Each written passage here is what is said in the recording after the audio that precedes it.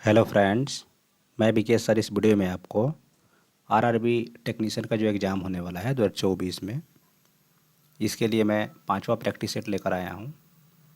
इस सेट में मैं आपको प्रीवियस ईयर का क्वेश्चन बताऊंगा। देखिए, एग्ज़ाम से पहले प्रीवियस ईयर के क्वेश्चंस को देखना बहुत ही ज़रूरी होता है। जब आप प्रीवियस ईयर के क्वेश्चन को देखते हैं तो आपको इतना अंदाज़ लग जाता है कि एग्ज़ाम में किस तरह के क्वेश्चन पूछे जा रहे हैं, आपका कौन सा टॉपिक मजबूत है, स्ट्रॉन्ग है, और कौन सा टॉपिक जो है वीक है। आपका जो भी टॉपिक वीक है, अगर आप उस पर ज़्यादा फोकस करेंगे तो आपको एग्ज़ाम में अच्छे मार्क्स आ सकते हैं। तो इसलिए जो है, एग्ज़ाम से पहले आपको जो है प्रीवियस ईयर क्वेश्चन जरूर देखना चाहिए। और आप जितना ज़्यादा देख सकते हैं प्रीवियस ईयर क्वेश्चन, उतना देखिए। जितना ज़्यादा आप प्रैक्टिस कर सकते हैं उतना ज़्यादा प्रैक्टिस कीजिए। इससे आपको बहुत ज़्यादा बेनिफिट होगा। साथ ही में जो लोग चैनल पर पहली बार आए हैं वो लोग चैनल को अभी सब्सक्राइब कर लीजिए, ताकि जब मैं नेक्स्ट टाइम वीडियो अपलोड करूँगा तो वीडियो सबसे पहले आप तक पहुँच सके। अब चलिए स्टार्ट करते हैं और देखते हैं कि करके सभी क्वेश्चंस को। थोड़ा देर में फुल स्क्रीन हो जाएगा, 2 सेकंड लगेगा। अभी आपका पूरा क्वेश्चन दिख रहा होगा, ठीक है। चलिए, तो देखिए, एक चीज़ और आप समझ लीजिए कि ये जो पीडीएफ हम खोले हैं इसमें टोटल 75 क्वेश्चन है, 75 क्वेश्चन है, ठीक है। तो इस 75 क्वेश्चन में से हमने इसके पहले जो वीडियो अपलोड किया था, यानी कि सेट नंबर 4 जो अपलोड किए थे, उसमें हमने क्वेश्चन नंबर 1 से लेकर के 30 तक के सभी क्वेश्चंस को बता दिया है। आज हम क्वेश्चन नंबर 31 से लेकर के 50 तक के सभी क्वेश्चंस को बताएंगे। इसमें ज़्यादातर आपको मैथ रीजनिंग के ही क्वेश्चन देखने को मिलेंगे। बहुत ही कम क्वेश्चन हैं जो आपको जीके जीएस के देखने को मिलेंगे। अधिकांशतः क्वेश्चन आपको मैथ रीजनिंग के ही हैं। तो इसको ध्यान से देखिए और समझिए। देखिए, जो क्वेश्चन नंबर 31 है ये क्या कह रहा है।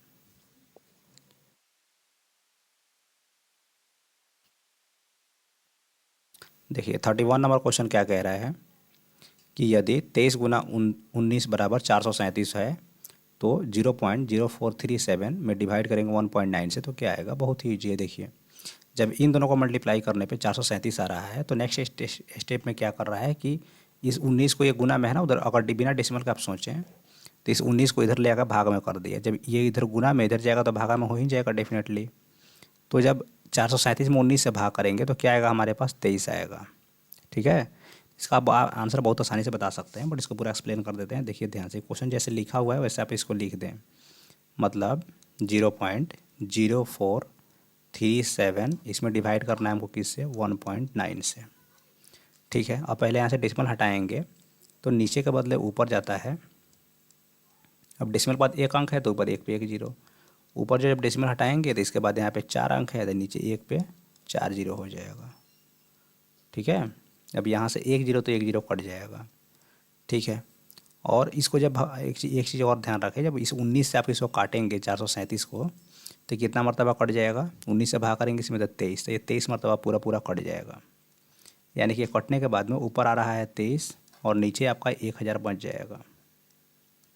इससे इसमें भाग किए हैं तो 23 आया है, ठीक है। अब इसको सॉल्व कर लीजिए, आंसर आ जाएगा।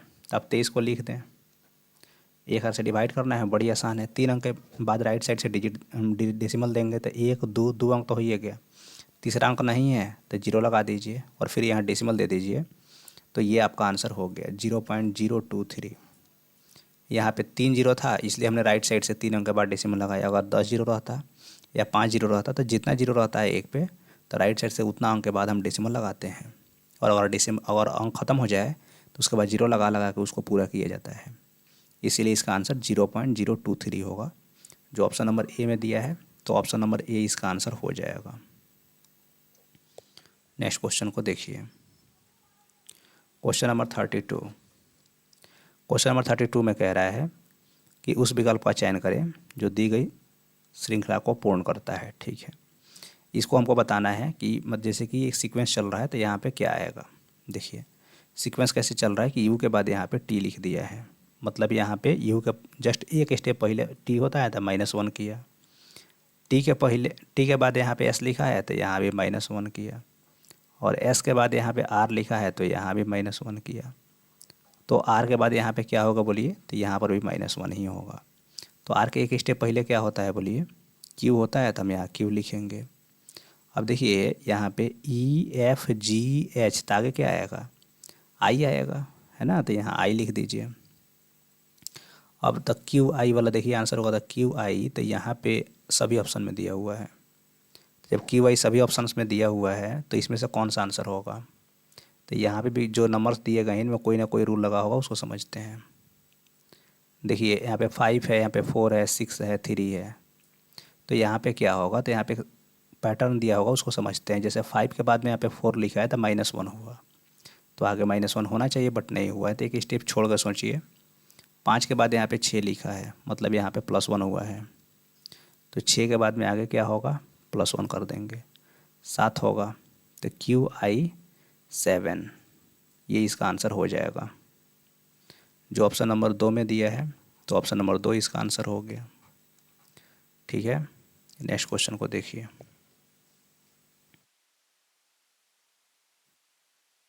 नेक्स्ट क्वेश्चन है कि वह छोटी से छोटी संख्या कौन सी है जिसे 202 में से घटाने पर एक पूर्ण वर्ग प्राप्त होता है।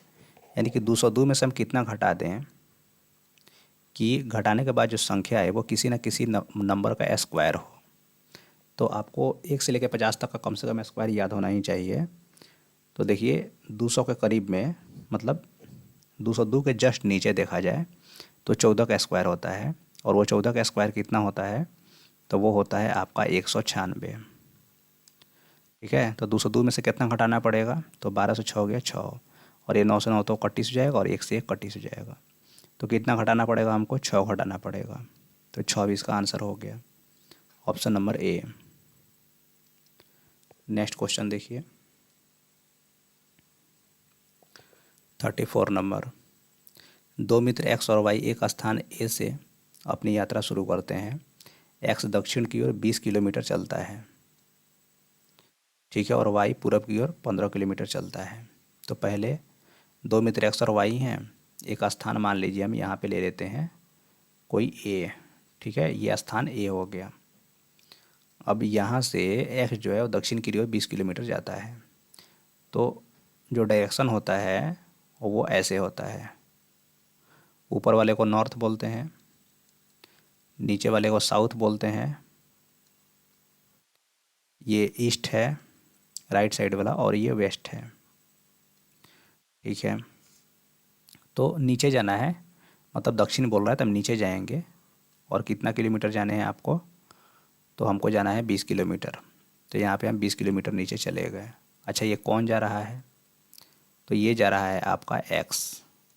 ठीक है, वो जो वाई है वो जो है पूरब की ओर 15 किलोमीटर जा रहा है ऐसे ही, तो यहाँ से वो पूरब की ओर 15 किलोमीटर जाएगा। और ये कौन है, तो ये वाई है। ठीक है, तो कह रहा है एक्स और वाई के बीच की सबसे कम दूरी कितनी है, तो बड़ी ईजी है। एक्स और वाई के बीच कम दूरी के देखिए, एक्स से ऐसे जाइएगा, ऐसे जाइएगा तो लंबा टाइम लगेगा, आप सीधे चल जाइए, तो ये सबसे कम डिस्टेंस यहीं लगेगा। तो अब ये डिस्टेंस कितना है हमको ये बताना है, तो मान लेते हैं कि ये डिस्टेंस डी है। देखिए आप फार्मूला पढ़े होंगे मैट्रिक में कि ये क्या बन गया, समकोण त्रिभुज, right angle triangle. Right angle triangle में ये क्या है, हाइपोटेनस है, कर्ण है। तो कर्ण निकालने का फार्मूला होता है कि भाई h² बराबर L² प्लस B²। अब यहाँ से स्क्वायर हटेगा तो इधर जाकर रूट चढ़ जाएगा। तो हम यहाँ से क्या बोल सकते हैं कि भाई h बराबर √L² प्लस B²। ठीक है, तो अब देखिए ध्यान से इसी पे रख लेते हैं। तो इस पे जब रखेंगे तो √, L का जगह पे लेंथ आप दोनों में से किसी को ले लीजिए, एक को L हो जाएगा, एक को B हो जाएगा। तो मान लीजिए कि लेंथ हमने 20 ले लिया, तो 20 का स्क्वायर करेंगे, आप प्लस B चौड़ाई 15 लिए हैं तो 15 का स्क्वायर। तो 20 का स्क्वायर कितना होता है 400, आप प्लस 15 का स्क्वायर कितना होता है 225। टोटल कितना हो गया, ये 400 लिखे हैं, 625। 625 का जब वर्गमूल निकालिएगा स्क्वायर रूट तो कितना आएगा, वो आएगा आपका 25। तो 25 किलोमीटर इसका आंसर हो जाएगा। ऑप्शन नंबर ए में दिया है तो ऑप्शन नंबर ए इसका आंसर हो गया। नेक्स्ट क्वेश्चन को देखिए। नेक्स्ट क्वेश्चन क्या कह रहा है, 35 नंबर, वह छोटी छोटी संख्या ज्ञात कीजिए जिससे 1875 को विभाजित करने पर एक पूर्ण वर्ग प्राप्त होता है। तो ऐसे तो पता चलेगा नहीं कि किसी से भाग करके एक पूर्ण वर्ग प्राप्त हो जाए। तो इसके लिए आसान तरीका क्या है, 1875 का जो फैक्टराइज कर दें, इसको गुणनखंड निकालिए। गुणनखंड जब निकालेंगे तो इसमें दूसरा तो भाग लगेगा नहीं, 3 से लग सकता है, 8 1 9 7 16 5 21, तक 3 से, 3 6 18, 3 दूना 6, 3 5 15। अब इसमें 3 से नहीं लगेगा, किससे लगेगा, 5 से। तो 5 एकम 5, 5 दूना 10, 50 25। इसमें 5 से भाग कीजिएगा तो 25 आएगा, और फिर इसमें 5 से भाग कीजिएगा तो ये 5 मरतबा कटेगा। अब इससे ज़्यादा कुछ कटने वाला है नहीं। तो चूँकि हमको वर्ग बनाना है, पूर्ण वर्ग, तो हम क्या करेंगे, जोड़ा लगाएंगे। तो इस 5 का इस 5 से जोड़ा लग गया, इस 5 का इस 5 से जोड़ा लग गया, लेकिन इस 3 का किसी के साथ जोड़ा नहीं लग रहा है, तो यही एक्स्ट्रा है, तो इसी से भाग कर देंगे। इसमें 3 से जब भाग करेंगे तब उसके बाद जो बचेगा, ये 5 का जोड़ा और यहाँ 5 का जोड़ा, तो ये क्या होगा, एक पूर्ण वर्ग संख्या होगी। तो भाग हमको किससे करना होगा, इस 3 को हटाने के लिए 3 से ही। तो 3 इसका आंसर हो गया, ऑप्शन नंबर 2। नेक्स्ट क्वेश्चन, अत्यधिक प्रतिरोध वाले चालक को क्या कहा जाता है। तो इसको प्रतिरोधी कहा जाता है। चालक मतलब होता है ऐसा, जैसे कि मान लीजिए चालक का मतलब क्या हो गया, ऐसा जिसकी कोई तार हो गया जिसे बिजली पास कर जाए, तो वो एक चालक कहलाएगा। तो जिसमें अत्यधिक प्रतिरोध हो उस चालक को क्या कह देंगे, तो उसको प्रतिरोध कह देंगे, ऑप्शन नंबर 2।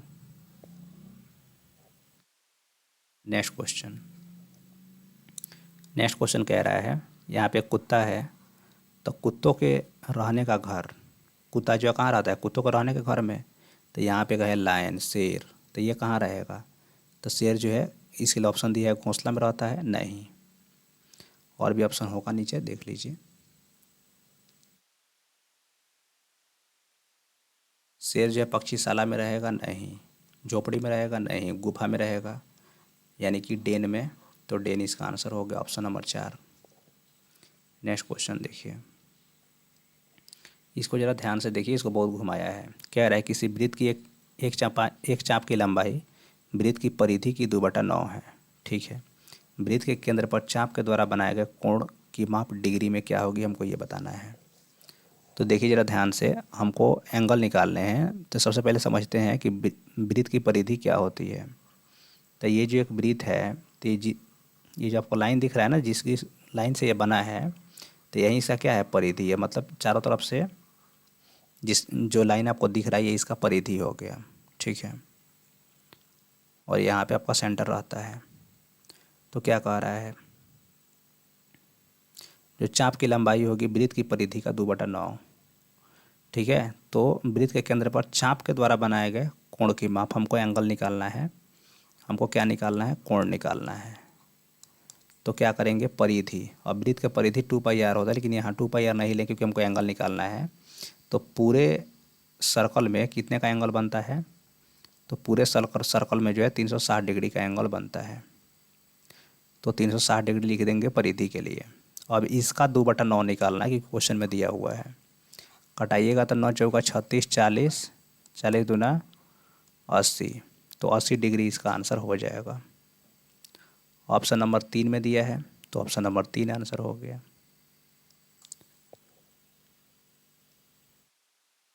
नेक्स्ट क्वेश्चन, पानी के द्वारा ऊपर की तरफ लगाया गया बल क्या कहलाता है, तो वो उत्प्लावक बल कहलाता है। ऑप्शन नंबर 2 इसका आंसर हो जाएगा।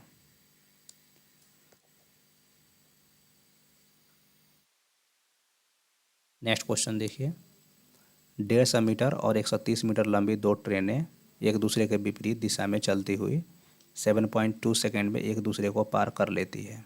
दोनों ट्रेनों की गतियों का योग प्रति घंटे कितना होगा। तो देखिए, दो ट्रेनें जो हैं वो एक दूसरे के क्या जा रही है, विपरीत जा रही है। मतलब एक इस साइड से, दूसरा इधर से आ रही है। दोनों का हमको डिस्टेंस मालूम है कि इसका मतलब लंबाई ट्रेन के, कि ये 150 मीटर है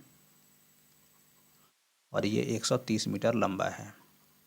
इसका स्पीड नहीं मालूम है तो S1 मान लेते हैं, इसका S2 मान लेते हैं, और दोनों एक दूसरे को क्रॉस कर जाती है 7.2 सेकेंड में। तो एक आप फार्मूला पढ़े होंगे, D बराबर ST, यानी कि दूरी बराबर चाल गुना समय।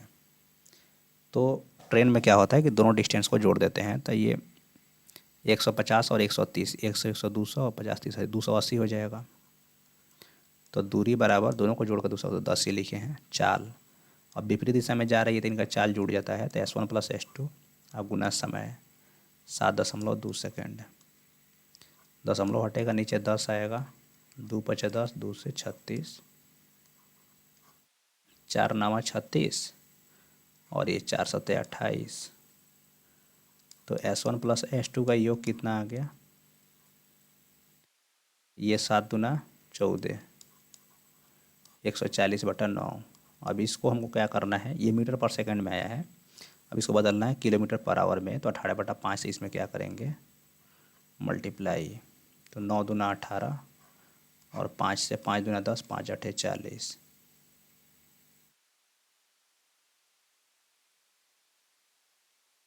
5 दूना 10, 4 5 8 40, 28 दूना 56।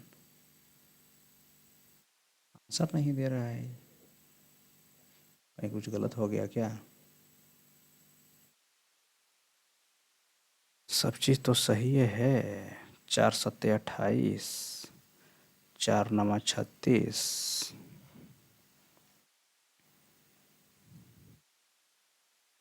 हालांकि इसको हम मल्टीप्लाई कर रहे हैं तो ये कितना आ जाएगा आपका, 28 दूना 56।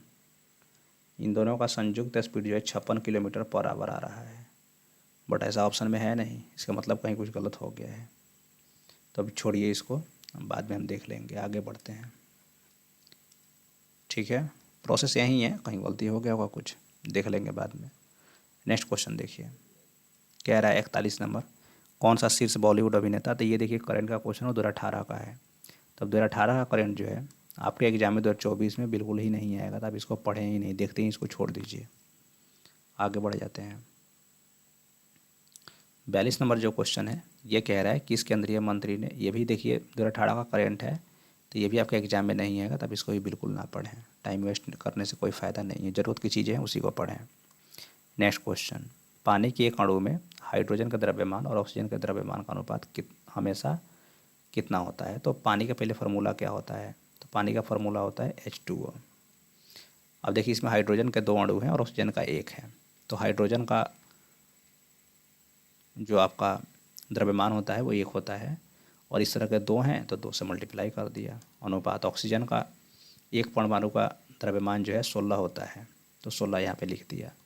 अब 2 8 16, 2 8 16, तो इधर 1 और इधर 8, तो 1:8 बचा, तो 1:8 आंसर हो गया। ऑप्शन नंबर 1 में दिया है तो ऑप्शन नंबर 1 आंसर।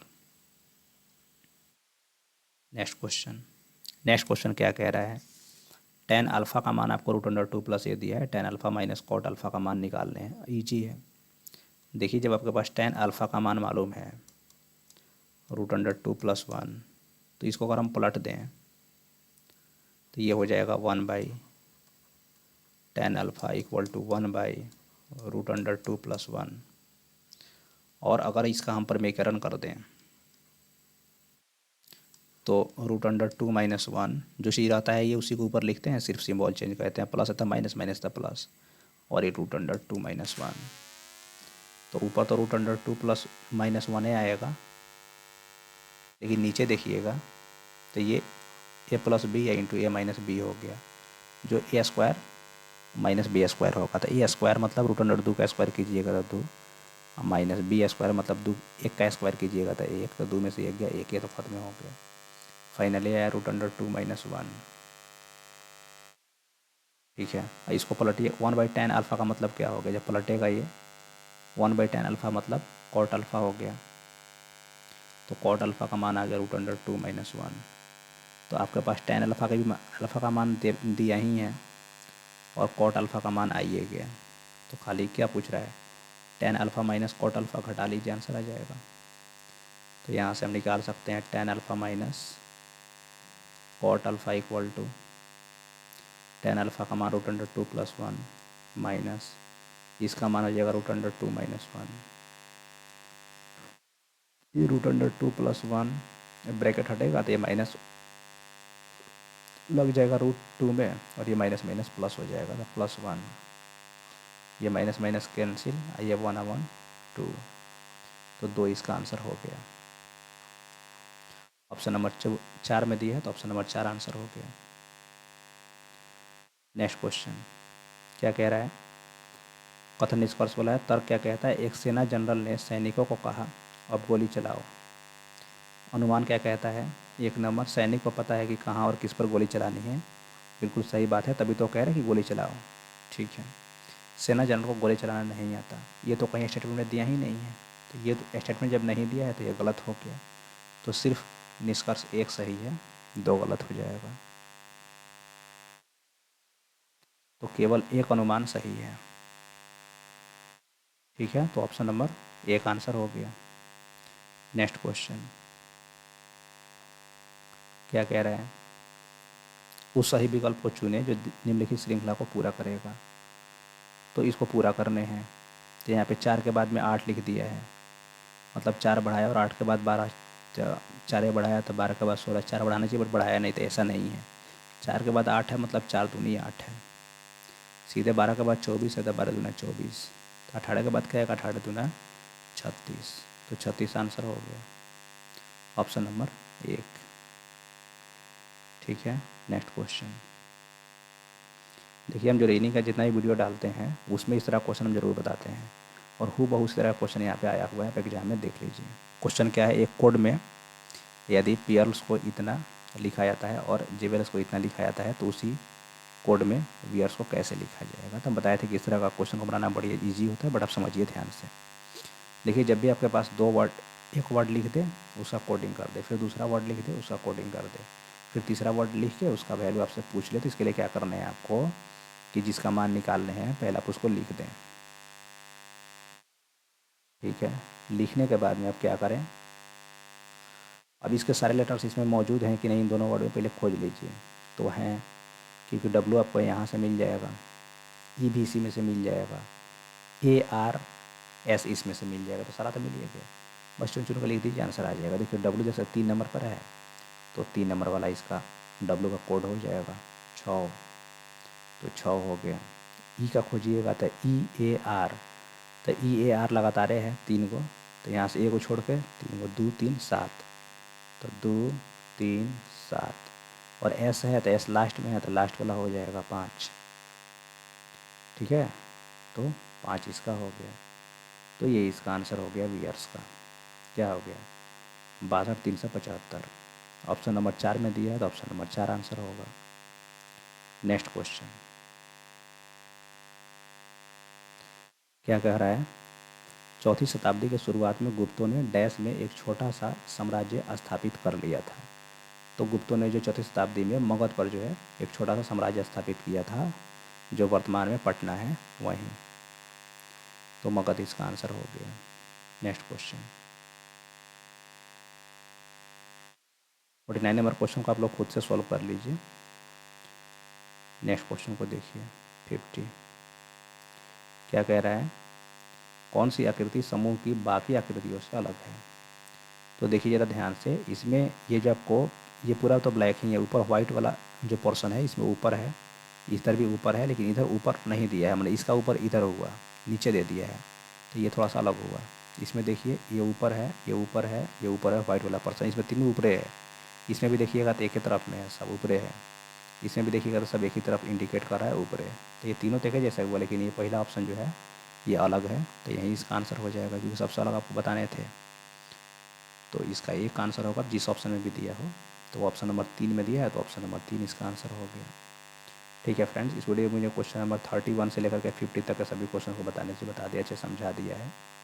उम्मीद करते हैं आप सारे क्वेश्चन को समझ गए होंगे और आपको वीडियो पसंद आया होगा। अगर आपको वीडियो पसंद आया है तो वीडियो को एक बार लाइक कर दीजिए, चैनल को सब्सक्राइब कर लीजिए, और एक बार आप जिस भी सोशल मीडिया प्लेटफॉर्म पे हैं, व्हाट्सअप, फेसबुक, इंस्टाग्राम, जहाँ भी हैं, वहाँ पे इस वीडियो को एक बार शेयर ज़रूर कर दीजिए। मिलते हैं आपसे नेक्स्ट वीडियो में। Thank you.